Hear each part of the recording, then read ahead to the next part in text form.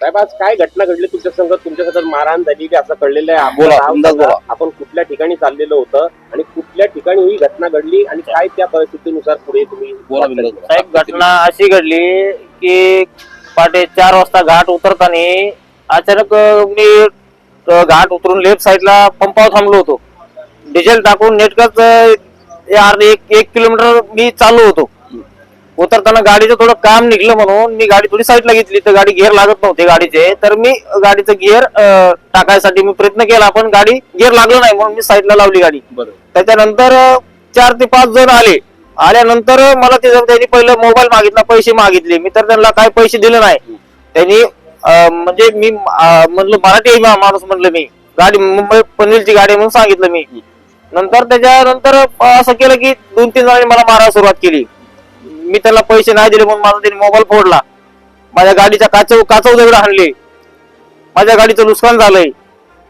आपलं नाव काय? माझं नाव गणेश नागरगोजे. आपण कुठून कुठे चाललेला? मी चाललो होता गाडी पुण्यावरनं भरून मुंबईला चाललो होतो. ही घडली ही आपलं टोल नाक्याच्या नेटकच घाट पास करून ते झाले. टोल नाक्या ठिकाणी पोलीस वगैरे अधिकारी पोलीसवाले आले होते, पण पोलीसवाल्याने काय कोणी रिक्षा घेतली नाही, काय नाही. आले होते फक्त बोलले कंप्लेंट करायची करा, त्याला आम्ही काय जिम्मेदार नाही असं बोलले पोलीस लोक.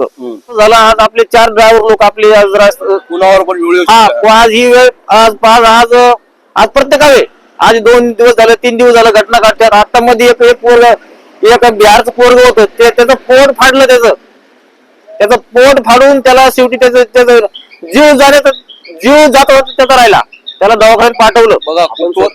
नाही, मी स्वतः गाडी चालक मालक आहे. आपण कुठलं व्यसनामध्ये नाही, आपण कुठलं व्यसन करत नाही. शेवटी वेळ होती 6ची, पहाटे सकाळी 6ची वेळ होती. मग त्या वेळेत जर असं होत असेल तर पोलीस प्रशासनाने करतंय काय? आपल्या ट्रकचा नंबर काय? माझा गाडीचा नंबर MS10CR5456.